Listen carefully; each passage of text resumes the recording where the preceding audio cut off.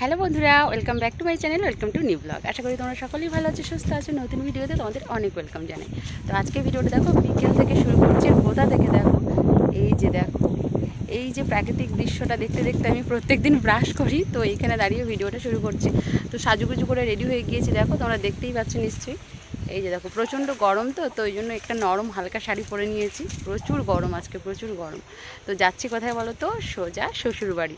তো অনেক দিন পর শ্বশুরবাড়ি যাওয়া হচ্ছে, অনেক দিন যাওয়া হয়নি। তো বলতে বলতে প্রায় মাসখানি তো হয়েই গিয়েছে। আমি এমনি প্রত্যেক সপ্তাহেই যেতাম। তো যেহেতু তোমাদের দাদাভাই বাড়িতে ছিল না, তো ওই জন্য এক মাস যাবৎ যাওয়া হয়নি। তো ওই জন্য আজকে যাচ্ছি। আর যাবো ভেবেছিলাম সকালে, মানে টিউশন পড়িয়ে ছেড়ে দিয়ে বেরোনোর কথা ছিল, কিন্তু কী হয়েছে বলো তো, এত প্রচণ্ড গরম। আর তার উপরে আমার একটু মার্কেটে যাওয়ার দরকার ছিল আর কি, আমাদের এখানে যে মার্কেট রয়েছে।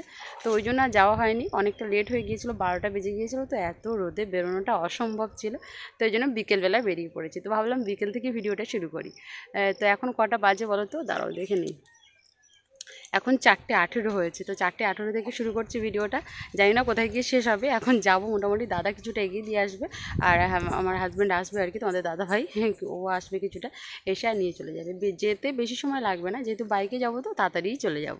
তো চলো, মানে মায়ের বাড়িতে দুপুরে খাওয়া দাওয়া কমপ্লিট করে রেস্ট নিয়ে সাজুগুজু করে নিয়েছি।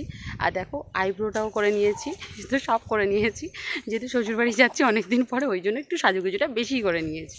চলো বন্ধুরা, তোমরা দেখতে থাকো, সঙ্গে থাকো।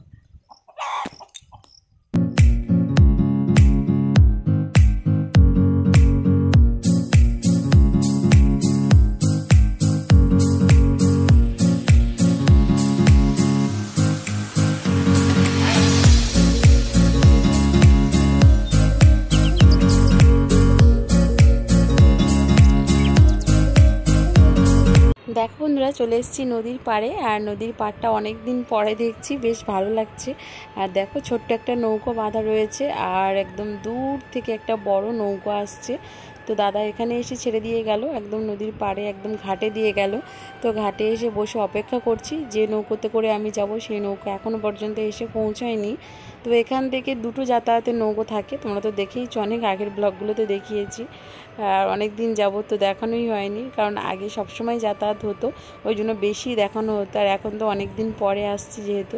তো দেখো এই একটা নৌকো এসছে, এই নৌকোটা করে যাব না, এটা আর একটা পাড়ে যাবে। তো আর একটা জায়গা রয়েছে, সেখানে যাবে। আমি যেখানে যাব সেখানে যাবে না আর কি। তো ওই জন্য দেখো এইখান থেকে প্রচুর লোক উঠে যাচ্ছে। আবার এই ঘাটে কিছু লোক, মানে যেই জায়গাটায় খেয়াটা যাবে সেখানে যাবে বলে কিন্তু দাঁড়িয়ে আছে, লাইন দিয়ে উঠবে বলে।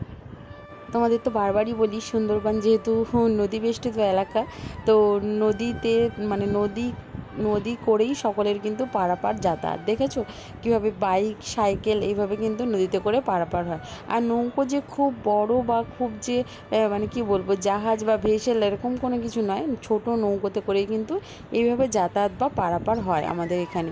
তো আমাদের এখানে কিন্তু এই নদীর জন্যই মানে বিভিন্ন এলাকা বিভিন্ন ভাগে ভাগ হয়ে গিয়েছে। আর এই নদী থেকেই তাই যাতায়াতটা হয় আর কি। তো আমাদের কলকাতাতে যেতে গেলেও, শহরে যেতে গেলেও নদী পেরিয়েই যেতে হবে, সেরকমই ব্যবস্থা। এখনও পর্যন্ত ব্রিজ হওয়ার কোনো সম্ভাবনা নেই, আর হয়ও নি।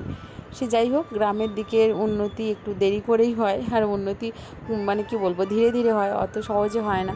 তো চলো, অবশেষে আমার নৌকো এসে গিয়েছিল। নৌকোতে দেখো আমি বসে গিয়েছি। আর নৌকোতে বসে গিয়েছি, একদম পড়ন্ত রৌদ্রটা এত সুন্দরভাবে জলে পড়েছে, দেখো তোমাদের না দেখিয়ে আমি থাকতে পারলাম না, বেশ সুন্দর লাগছিল কিন্তু। কানায় কানায় একদম জলপূর্ণ, আর তার উপরে একদম পড়ন্ত রৌদ্রের আলোটা জলের উপরে পড়েছে, এত সুন্দর লাগছিল বন্ধুরা, কি বলবো, চকচকে ভাব।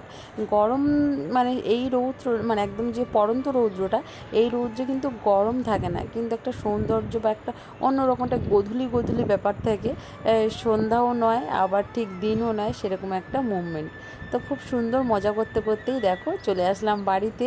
তো বাড়িতে চলে এসেছি, বাইরে অনেক লোক, তো ওই জন্য কথা বলতে পারছি না। ঘরের মধ্যে আমি এসে গিয়েছি, তো বাইরে অনেকে দাঁড়িয়ে আছে বলে মেয়েরা কথা বললাম না। তো চলো, বাইরে বলতে আমার যাটা এসছে, কথা বলছে, আমি এসছি যেহেতু। আর দেখো আমি যে শাড়িটা পরে এসেছিলাম, আমার শোকেসের আয়নায় তোমাদের একটু দেখিয়ে দিলাম, বাড়িতে তো দেখানো হয়নি। তো এসে দেখলাম সমস্ত কিছু পুরনো জিনিসগুলো আবার, মানে কি বলবো, পুরনো জিনিসগুলো আবার নতুন করে দেখছি, বেশ ভালো লাগছে সমস্ত কিছু। এই যে আমার আলমারি, শোকেস, সব কিছু। তো চলো চেঞ্জ করে নিয়ে সন্ধে হয়ে গিয়েছিল, তো শাশুড়ি মা আর আমি দোকানে চলে গিয়েছিলাম, গিয়ে নিয়ে চলে এসেছি দেখো ডিম। তো ভাবলাম ডিমের তরকারিটা রান্না করে নেই, তো ডিমের তরকারি বলতে ডিমের ঝাল রান্না করব। উনুনে চলে এসেছি, আর ভাত তো শাশুড়ি মা করে রেখেছিলো, মানে দুপুরে রান্না ছিল, দুপুরে রান্নার অল্প অল্প একটু তরকারি বেঁচে গিয়েছিল আর একটু ভাত। আর দেখো আমাদের কত জ্বালানি তুলে রেখেছে।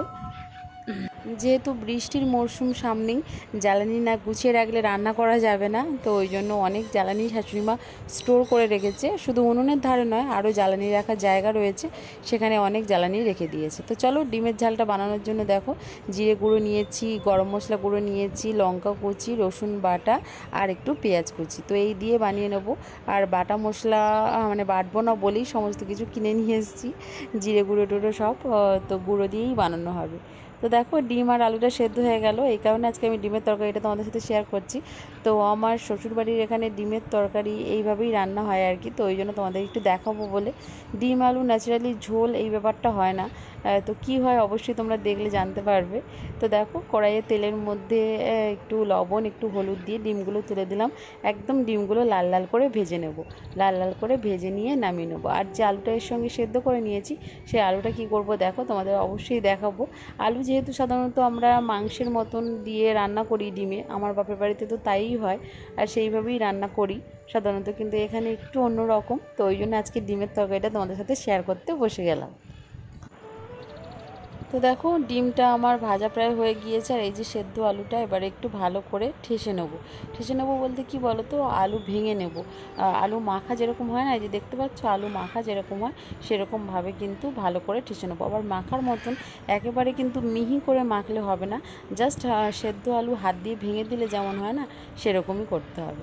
তো চলো কড়াইতে একটু তেল ছিল, ডিম ভেজে নিয়েছিলাম, তো সেই তেলেই অল্প আর একটু তেল দিয়ে দিলাম। তেল দিয়ে এবার দেখো ফোড়নটা দিয়ে দেবো।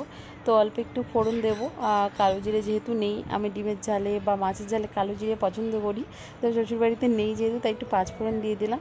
তারপরে দেখো কোচানো পেঁয়াজ দিয়ে দিলাম, একটুখানি রসুন বাটা ছিল সেটা দিলাম, আর একটুখানি লঙ্কা কুচি দিয়েছি। আজকে গুঁড়ো লঙ্কা দিয়ে তরকারি করব না, কাঁচা লঙ্কা তরকারি হবে, তো কাঁচা লঙ্কা তরকারি হবে বলে বেশি করে একটু কাঁচা লঙ্কা দিয়েছি।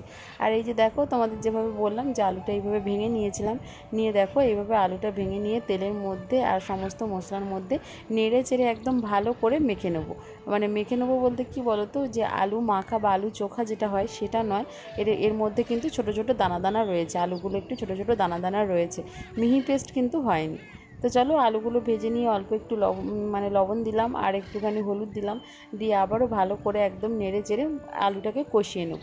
এইভাবেই কিন্তু রান্না হয়, আলু কষিয়ে নিয়ে তারপরে এই ভাঙা আলুর উপরে জল দেবো। জল দিলে কি হবে বলো তো, তরকারিটাও গ্রেভি গ্রেভি হবে, মানে একটু গাঢ় গাঢ় হবে, আর আলু দিয়ে মানে ভেঙে রান্না করতে হবে।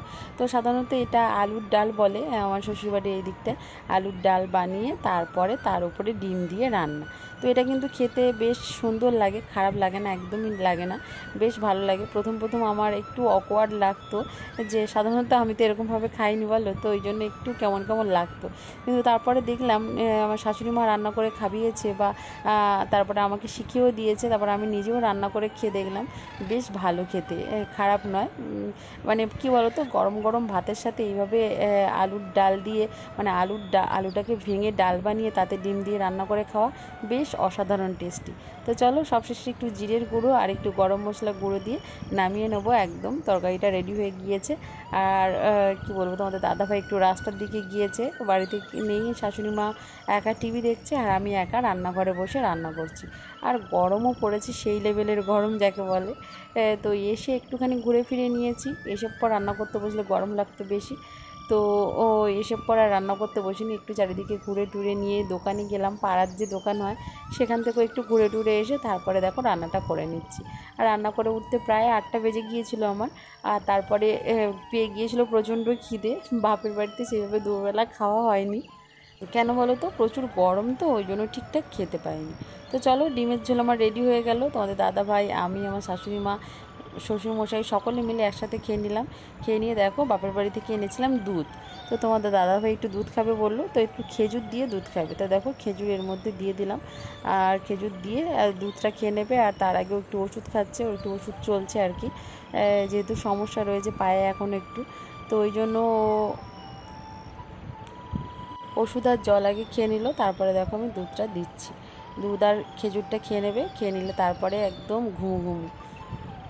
অনেক দিন তোমাদের দাদাভাইকে দেখানো হয়নি, তাই একটু দেখিয়ে দিলাম। দেখো একদম অন্যরকম হয়ে গিয়েছে।